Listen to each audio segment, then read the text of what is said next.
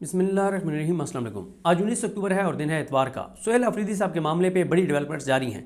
आज लाहौर में 3 अहम मुलाकातें हुई हैं और उसके साथ आप टाउट्स को देख रहे हैं कि टाउट्स बड़ी बड़ी धमकियां लगा रहे हैं और सुहेल अफरीदी को धमकियां दी जा रही हैं और कहा जा रहा है कि 26 नवंबर आपको याद होगा। और साथ ही मुरीदके का जिक्र किया जा रहा है और कहा जा रहा है कि अब पाकिस्तान क्योंकि एक हार्ड स्टेट बन चुका है तो इसलिए सुहेल अफरीदी जो है वो अपनी हद में रहें वरना कुचल दिए जाएंगे। और इस तरह की जो है वो धमकियां लगाई जा रही हैं और लगता यह है कि जो इस वक्त पॉलिसी है वो वफाक की जानिब से भी टकराव की है और वो भी किसी तरह से कोई भी जो हक है सुहेल अफरीदी का बतौर वज़ीर आला KP के वो उनको देने को तैयार नहीं है। लाहौर में आज 3 मुलाकातें हुई हैं। मियां नवाज शरीफ और शहबाज शरीफ की मुलाकात हुई है। उसके बाद शहबाज शरीफ की और मोहसिन नकवी की मुलाकात हुई है। उसके बाद मोहसिन नकवी और गवर्नर KP के फैसल करीम कुंडी की मुलाकात हुई है। अच्छा, इन मुलाकातों का ये कहा जा रहा है कि ये उस तनाजुर में है कि जो कल KP के असम्बली का, और अब जब आप ये वीडियो देख रहे होंगे तो तारीख तब्दील हो चुकी होगी, 20 अक्टूबर का आगाज़ हो गया होगा। जो सोमवार के दिन यानी आज, अब जो 12 बजे के बाद देख रहे हैं, आज 2 बजे जो KP के असम्बली का इजलास बुलाया गया है उसके हवाले से कहा जा रहा है कि ये इजलास ऑपरेशन के ख़िलाफ़ बुलाया जा रहा है। इसमें मिलिट्री ऑपरेशन के ख़िलाफ़ तकरीरें होंगी और क्योंकि सुहेल अफरीदी ये कह चुके हैं कि वो काबीना के पहले इजलास में उस कानून को ख़त्म करने की तरफ जाएंगे जिस कानून के तहत इस वक्त KPK के अंदर फ़ौज जो है वो ऑपरेशंस कर रही है। ये एक कानून था और ये कानून जब बना 2000 पहले भी था और 2019 में इसको पूरे KPK में लागू कर दिया गया और उसके बाद फिर ये कानून चैलेंज हुआ था पेशावर हाई कोर्ट में। पेशावर हाई कोर्ट ने इसको कलअदम करार दे दिया था। फिर KPK हुकूमत ने इसको सुप्रीम कोर्ट में चैलेंज किया था। सुप्रीम कोर्ट ने आई थिंक स्टे किया था और उसके बाद ये कानून स्टे पे चल रहा है। और इन्होंने ये सुहेल अफरीदी साहब ने कहा है कि वो पहले काबीना इजलास में वो जो सुप्रीम कोर्ट में पिटीशन है उसको वापस ले लेंगे, अपील को वापस ले लेंगे। जैसे अपील को वापस लेंगे तो ये कानून ख़त्म हो जाएगा और पेशावर हाई कोर्ट का फैसला जो है वो बरकरार रह जाएगा। तो उसके ऊपर मुमताज़ भट्टी साहब ने खबर दी थी कि ये जो ईवान सदर में कुछ अहम मुलाकातें हुई थी और फिर शहबाज शरीफ भी ईवान सदर गए थे तो उनमें ये तय हुआ है कि अगर सुहेल अफरीदी इस कानून को ख़त्म करते हैं तो फिर KPK के अंदर इमरजेंसी लगा दी जाएगी, गवर्नर राज भी लगाया जा सकता है।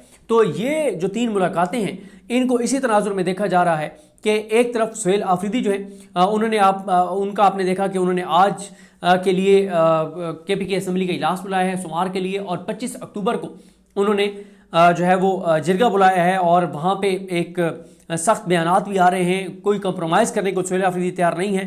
दूसरी तरफ से वफाक की जानिब से, टाउट्स की जानिब से और जो कासिद हैं जो खबरें वहाँ से लेकर आते हैं, जो पैगाम लेकर आते हैं, उनकी जानिब से धमकियाँ भी दी जा रही हैं।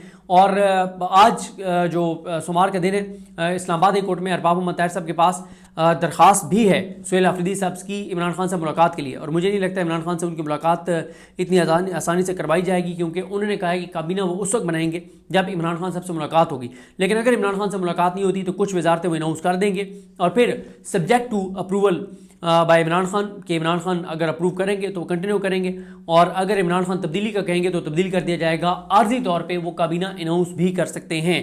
लेकिन KPK असम्बली का जो इजलास है उसमें ये तवक्को की जा रही है कि सख्त तकरीर होंगी कि KPK के नए वज़ीर आला की मुलाकात करवाई जाए इमरान खान के साथ। जो ऑपरेशन है उसके ऊपर बात होगी, अफगान पॉलिसी के ऊपर बात होगी, अफगानियों को वापस भेजने के हवाले से बात होगी और वफाक की पॉलिसीज़ को सख्त जो है वो आड़े हाथों लिया जाएगा।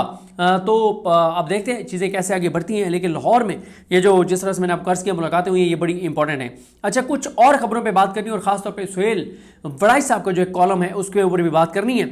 लेकिन एक बड़ी इंटरेस्टिंग एक ख़बर है। अच्छा, ये खबर जहांगीर खान साहब ने दी है। जहांगीर खान ARY के बहुत अच्छे रिपोर्टर हैं और ज़ाहिर है जब कोई भी रिपोर्टर खबर देता है तो वो किसी भी पॉलिटिकल पार्टी की मीटिंग का अहवाल जब किसी उसके मेंबर से पूछता है तो वो जो बताते हैं वो वही खबर देता है। अच्छा, खबर उनकी खबर बिल्कुल दुरुस्त है लेकिन है बहुत इंटरेस्टिंग खबर। उन्होंने कहा कि उनके जो सोर्सेज हैं जो पीपल्स पार्टी में पीपल्स पार्टी की एक CEC का इजलास हुआ। मतलब पहली बात तो ये है कि अगर कोई शख्स ये समझता है कि पीपल्स पार्टी के फैसले पीपल्स पार्टी की सेंट्रल एग्जीक्यूटिव काउंसिल में होते हैं या काउंसिल है या कमेटी है जो भी है उसमें पीपल्स पार्टी के अगर वो समझते हैं फैसले होते हैं तो उसको फौरी तौर पे किसी दिमाग के अच्छे डॉक्टर से अपना इलाज करवाना चाहिए। दिमाग का उसको MRI करवाना चाहिए क्योंकि उसके दिमाग का जो मर्ज है वो CT स्कैन में नहीं आएगा, वो MRI में आएगा। अगर कोई ये समझता है بلکہ نہیں ہے سی ٹی اسکین میں بھی آ جائے گا، کیونکہ کسی کے دماغ میں اتنا بڑا تو اتنی بڑی تو بیماری ہے کہ اس کو لگتا ہے کہ پیپلز پارٹی کے فیصلے پیپلز پارٹی کی میٹنگز میں ہوتے ہیں. مطلب پیپلز پارٹی کے فیصلے کیا ہونے ہیں یہ اختیار زرداری کے پاس بھی نہیں ہے، یہ بلاول کے پاس بھی نہیں ہے، تو ان کی کمیٹی کے پاس کیا ہونا ہے. تو خیر سی سی کا انہوں نے اجلاس کیا اور اس کے حوالے سے جو خبر دی جہانگیر خان صاحب نے، اس میں انہوں نے کہا کہ ذرائع کے مطابق سی سی کے اجلاس میں حکومت سے اتحاد کے خاتمے کا مطالبہ بھی سامنے آیا اور اراکین وفاق اور پنجاب حکومت نے نون لیگ کے رویے پر کھل کر بات کی اور وہ برسے نون لیگ کے رویے پر، اور انہوں نے جو کے پی کے اور پنجاب کے اراکین ہیں ان کی جانب سے جذباتی گفتگو کی گئی. ذرائع کے مطابق اراکین کا کہنا تھا کہ پارٹی قیادت حکم دے، وفاق پنجاب میں نون لیگ کو تگنی کا ناچ نچا دیں گے. نون لیگ بار بار کی سیاسی ٹھوکروں کے باوجود کچھ نہیں سیکھ سکی. پی پی قیادت چٹکی بجا کر وفاق میں حکومت گرا سکتی ہے. یار مطلب یہ پیپلز پارٹی والے ان کو بتا رہے ہیں نا جہانگیر بھائی کو کہ ہم نے کہا ہے زرداری صاحب کو ہم چٹکی بجا کے حکومت گرا سکتے ہیں. او بھائی خدا کا خوف کیا کریں، مطلب اپنی آپ سیاسی اوقات دیکھیں، اپنی سیاسی حیثیت دیکھیں، اور پھر آپ دیکھیں آپ بات کتنی بڑی بڑی کر رہے ہیں. آپ کی حیثیت اور اوقات سیاسی طور پر یہ ہے کہ آصف علی زرداری اپنی مرضی سے نیند کی گولیاں نہیں کھا سکتا. 26ویں آئینی ترمیم جب اکتوبر میں ہونی تھی تو حکم دیا گیا زرداری کے وہاں سٹاف سارے کو کہ زرداری کو آج نیند کی گولیاں نہیں کھانے دینی، اس کو ساری رات جگانا ہے، کیونکہ رات کو 3-4 بجے جا کے 26ویں آئینی ترمیم ہوگی تو رات کو دستخط کروانے. تو جو زرداری اپنی مرضی سے نیند کی گولیاں نہیں کھا سکتا وہ اتنے بڑے بڑے فیصلے کریں گے. اس پہ اسد اللہ خان صاحب نے بڑا پیارا کمنٹ کیا. انہوں نے کہا کہ پیپلز پارٹی نے جو یہ فیصلہ کیا نا کہ حکومت کو مزید وقت دینے کا فیصلہ کیا کہ ہم مزید وقت دیتے ہیں حکومت کو، وفاقی حکومت کو، انہوں نے کہا یہ ایسے ہی ہے کہ کوئی ملازم اور نوکر اور چپراسی کہے کہ میں نے اپنے مالک کے پاس مزید نوکری کرنے کا فیصلہ کر لیا ہے. تو پیپلز پارٹی کا حکومت کے ساتھ چلنے کے فیصلہ ایسے ہی ہے جیسے کوئی نوکر کہے کہ میں نے اپنے مالک کی نوکری کرنے کا فیصلہ کر لیا، مزید نوکری کرنے کا فیصلہ کر لیا. آگے جہانگیر خان صاحب کی خبر کہتی ہے کہ ذرائع نے بتایا، پیپلز پارٹی کے ذرائع نے بتایا کہ سی سی نے جماعت اور قیادت کی عزت نفس پر کوئی سمجھوتا نہ کرنے کے عزم کا اعادہ کیا. اور بھائی کیا عزت نفس ہے آصف علی زرداری کی، کیا بلاول کی عزت ہے؟ بھائی پاکستانیوں سے جا کے پوچھیں کہ ان کی عزت کیا ہے، ان کی لوگ ان کو کس طرح سے ان کے حوالے سے بات کرتے ہیں. اراکین کا کہنا تھا کہ پی پی اور بلاول بھٹو کی عزت سے بڑھ کر کچھ نہیں. اگر پیپلز پارٹی کو عزت کا خیال ہوتا تو یہ حرکتیں کر رہے ہوتے جو پچھلے 3 سال میں پیپلز پارٹی نے کی ہے. ان کی کوئی عزت نہیں ہے، ان کی کوئی عزت نفس نہیں ہے. آگے کہا گیا کہ اتحاد پیپلز پارٹی نہیں نون لیگ کی ضرورت ہے. آصف زرداری اور بلاول بھٹو کی سی کو حکومت سے مذاکرات پر بریفنگ بھی دی گئی. حکومتی اتحاد سے نکلنے کا مطالبہ کے پی کے اور پنجاب کے اراکین نے کیا اور اراکین کا کہنا تھا کہ حکومت سے اتحاد پیپلز پارٹی کے لیے سیاسی خودکشی سے کم نہیں. پیپلز پارٹی کی عادت حکومت میں باضابطہ شامل ہو یا اتحاد ختم کرے. اس موقع پر گفتگو کرتے ہوئے آصف زرداری کا کہنا تھا کہ شہباز شریف نے تحفظات دور کرنے کا یقین دلایا ہے اور پاور شیئرنگ فارمولے پر عمل درآمد کی بھی یقین دہانی کرائی ہے. اور آگے اس طرح کی فضول باتیں ہیں ساری جو پیپلز پارٹی نے بتائی ہیں. تو آگے جی ذرائع نے بتایا کہ آصف زرداری کی درخواست پر سی نے حکومت کو 1 ماہ کی مہلت دینے کی منظوری دی ہے. مطلب اللہ کی شان، اللہ کی قدرت. اب پیپلز پارٹی کی سی کو زرداری کہے گا کہ 1 ماہ اور حکومت کو دے دیتے ہیں. اور بھائی آپ کی جسم میں، آپ کے سیاسی جسم میں روح ہی آپ کی نہیں ہے، کسی اور کی پھونکی ہوئی ہے، آپ کیا فیصلے کر سکتے ہیں؟ آگے جی ثناء اللہ خان صاحب کی خبر ہے جو رپورٹر ہیں، کچھ اور خبریں پھر آتے ہیں اس کے اوپر جو سہیل بڑائی صاحب کا کالم ہے. انہوں نے کہا کہ ٹماٹر کی قیمتیں 500 روپے کلو سے بڑھ گئی ہیں. آٹے اور گندم کی قیمت مسلسل بڑھ رہی ہے. نیشنل پرائس مانیٹرنگ کمیٹی سوئی ہوئی ہے. عوام کے مسائل سے اتنی بے خبر حکومت شاید ہی کبھی دیکھی ہو. اور کراچی میں بتایا جا رہا ہے کہ 700 روپے فی کلو جو ہے وہ ٹماٹر کا قیمت پہنچ چکی ہے. ثناء اللہ خان صاحب کا ایک اور کلپ وائرل ہے جس میں انہوں نے کہا کہ توشہ خانہ سے وزیر اعظم جو ہیں انوار اللہ کاکڑ وہ جاتے جاتے 2 بلٹ پروف گاڑیاں لے گئے ہیں اور جس کی خود ہی انہوں نے منظوری دی ہے اور اب وہ ڈٹائی سے کہتے ہیں کہ ہاں میں استعمال کر رہا ہوں. ثاقب بشیر صاحب نے بتایا ہے کہ جو 26 نومبر کے بعد جو متی اللہ جان صاحب کو اور ثاقب بشیر صاحب کو جبری طور پہ اغوا کیا گیا تھا اور پھر ثاقب بشیر صاحب کو چھوڑ دیا گیا تھا اور متی اللہ جان صاحب کو پھر ایک جھوٹے کیس میں ملوث کر دیا گیا تھا کہ وہ آئس کی اسمگلنگ کرتے ہیں اور آئس بیچتے ہیں. مطلب گھٹیا اور سطحی بات تھی اور جس پہ رانا ثناء اللہ نے کہا تھا کہ یہ کیس بنانے والوں کے خلاف کارروائی ہونی چاہیے اور متی اللہ جان کے خلاف یہ کیس جھوٹا ہے اور یہ ختم ہونا چاہیے. اب اس میں چالان پیش کر کے اور متی اللہ جان صاحب کا باقاعدہ ٹرائل جو ہے وہ شروع کیا جا رہا ہے. ہارون رشید صاحب کے ایک ٹویٹ کا ذکر کرنا چاہوں گا. انہوں نے بڑا زبردست ایک ٹویٹ کیا. انہوں نے کہا کہ شریف خاندان نے پاکستانی قوم کے ساتھ جو کیا اس پر ناول لکھے جائیں گے، فلمیں بنیں گی، افسانے رقم ہوں گے، بنو امیہ کے بدترین بادشاہوں کی یادیں تازہ کر دیں۔ عہد آئندہ کے لوگ اس قوم کی بے حسی پر حیرت کریں گے کہ انہیں گوارا کیسے کیا، یعنی شریف خاندان کو گوارا کیسے کیا، لوگ اٹھ کیوں نہیں کھڑے ہوئے۔ اچھا، ایک اور چیز آپ کو عرض کروں کہ راجہ شہباز بھٹی یہ بہت ایکٹیو ہیں، سب سے زیادہ موبلائزیشن انہوں نے کی ہے، یوتھ کو موبلائز کیا ہے، اڈیالہ کے باہر سب سے زیادہ ایکٹیویٹیز انہوں نے کی ہیں۔ ان کو 24 گھنٹے سے زیادہ ہو گئے، اب تو تقریباً 36 گھنٹے ہو گئے ہوں گے۔ F10 سے ان کو غیر قانونی طور پہ حراست میں لیا گیا، یہ تمام کیسز میں ضمانت پر تھے، اور ان کے حوالے سے جو اویس یونس ایڈوکیٹ ہیں اور شمسہ کیانی ہیں، یہ اور باقی جو پی ٹی آئی کے عہدیداران ہیں جو ایکٹیو ہیں اور وکلا ہیں، وہ مختلف عدالتوں میں گئے ہیں، لیکن ان کو پیش نہیں کیا گیا، اور ان کو فوری طور پہ کسی بھی عدالت میں پیش کیا جانا چاہیے، اور ان کو غیر قانونی طور پہ گرفتار کیا گیا۔ ان کا جرم صرف یہ ہے کہ عمران خان کے ساتھ وہ مخلص ہیں اور یوتھ کو انہوں نے موبلائز کیا ہے۔ اس کے علاوہ آج جو ہے وہ سوموار کو جی ایچ کو حملہ کیس کی سماعت بھی بتایا جا رہا ہے کہ اڈیالہ جیل میں ہوگی، بہرحال دیکھتے ہیں کیا ہوگا۔ اب اینڈ میں آئیں، ذرا سہیل بڑائی صاحب پہ بات کر لیتے ہیں۔ انہوں نے ایک کالم لکھا ہے جس کے اوپر بڑی تشویش کا اظہار کیا جا رہا ہے کہ انہوں نے ایک طرح سے کچھ لوگوں کا خیال یہ ہے کہ انہوں نے ایک بات کی ہے کہ عمران خان کو فیصلہ کرنا ہوگا کہ ان کو ٹھکانے لگایا جائے، ان کی جان لی جائے، اس طرح کی بات، کیونکہ اس سے پہلے آپ کو پتہ ہی ہے کہ سہیل بڑائی صاحب نے ایک اہم ملاقات کے بعد یہ کہا تھا کہ عمران خان کا انجام بھٹو جیسا ہو سکتا ہے، یعنی خدا نخواستہ جیل میں ان کی زندگی کا خاتمہ کیا جا سکتا ہے۔ اللہ تعالیٰ عمران خان کی حفاظت کرے۔ تو اچھا، سہیل بڑائی کہتے ہیں کہ پہلے میں کچھ چیزیں اور ان کی بیان کر دوں۔ وہ کہتے ہیں کہ پچھلے الیکشن سے لے کے اب تک سیاسی احوال میں کوئی بڑی تبدیلی نہیں آئی، یہ بھی انہوں نے جھوٹ کہا ہے، بڑی تبدیلی آ گئی ہے، عمران خان کی پاپولیرٹی پہلے سے زیادہ بڑھ گئی ہے۔